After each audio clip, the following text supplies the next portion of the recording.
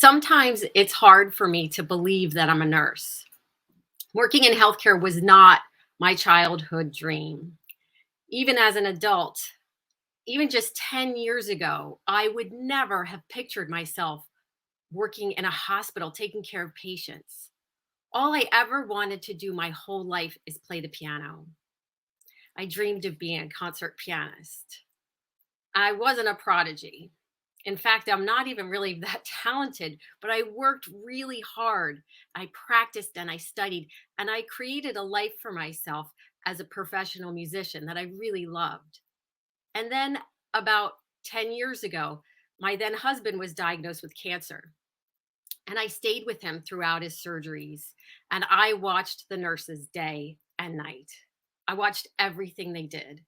I watched them suction his trach and empty his drains, and as I watched them, all I could think was, I could never be a nurse. I actually said it out loud to Mark, the night nurse, as he was doing wound care.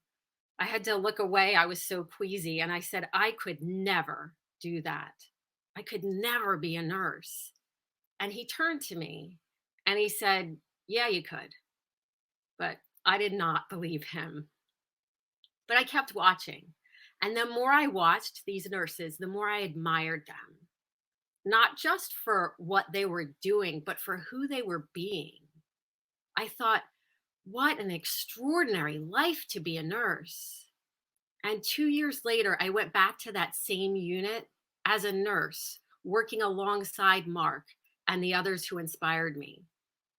Now, going from making music to taking care of patients is a huge jump. I mean, they're two wildly different careers, but to me, they're strikingly similar.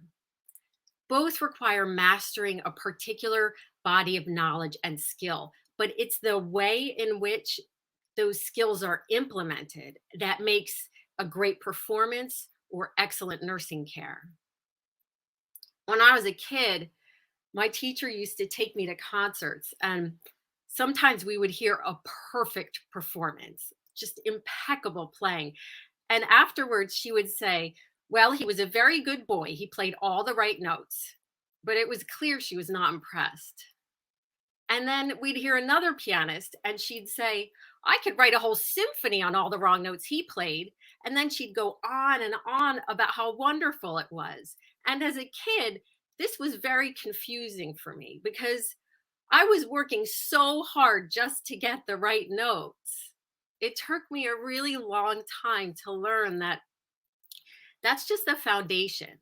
And a truly great performer doesn't just present their skill on stage, they use their skill to connect with the audience. And it's the same with nursing. I can do nursing using just scientific knowledge and, and clinical skills, but that's just nursing science. It's task oriented nursing.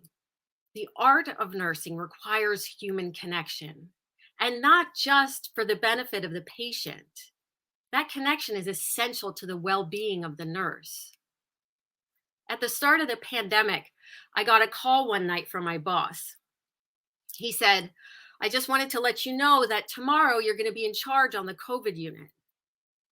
I didn't get much sleep that night. I just lay there thinking about how unprepared and unqualified I was. And those feelings were very familiar. I knew that anxiety and dread because at a certain point in my career as a musician, I developed performance anxiety. I'm not talking about regular healthy nerves. I mean crippling stage fright. I would stand backstage before a performance staring at the piano, just willing for some catastrophe to get me out of there. Like maybe the back leg will break off and I won't have to play. It's terrible to dread the thing that you love, the thing that you've worked so hard for. Back then, I tried everything. I tried meditation and yoga and visualization, and nothing worked until finally I took a course that my teacher recommended. And it had me really examine how I was being. And afterwards, I was sharing with a friend everything I discovered about being perfect. And I'll never forget his reaction. He said, You can't swoop in like Superman and play all the right notes at warp speed. The audience just wants to fall in love. And that image stuck with me. It changed everything. The next time that I performed, I looked out at the audience and I got that they're just a bunch of people who love music just like me. I never dreaded playing again. And I don't give concerts now, but I do play chamber music whenever I can. And I love it because it's all about sharing and connecting. And that's what was missing for me in those early days on the COVID unit. I was just trying to survive each shift. I wasn't connecting with my patients. And no wonder it's not easy to connect through all that protective gear. I realized that I would have to intentionally make that connection. So now when I take care of these patients, I just take the time to be with them for a bit. I hold their hand. I say their name, even if they can't hear me. And if it's scary, then we get to be scared together. When the pandemic started, the world wanted to make us heroes, but I don't have superpowers. I can't swoop in and give a perfect performance, and I can't swoop in and save lives. I'm not a hero. I'm just a person who loves being a nurse.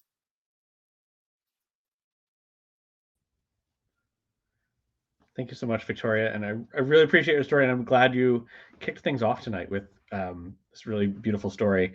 Um, I have a question. You're talking about how it's a skill and art to connect with others. And I can certainly appreciate that in the work that I do.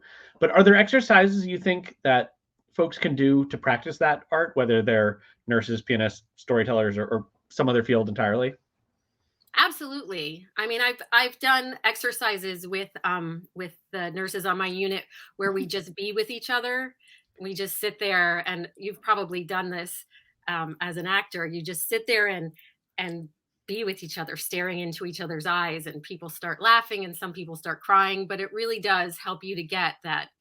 Often we don't look in our patients' eyes. We're so busy with all these tasks, and Yeah. it makes a huge difference. They actually end up feeling like you've spent a long time with them just because you're looking at them.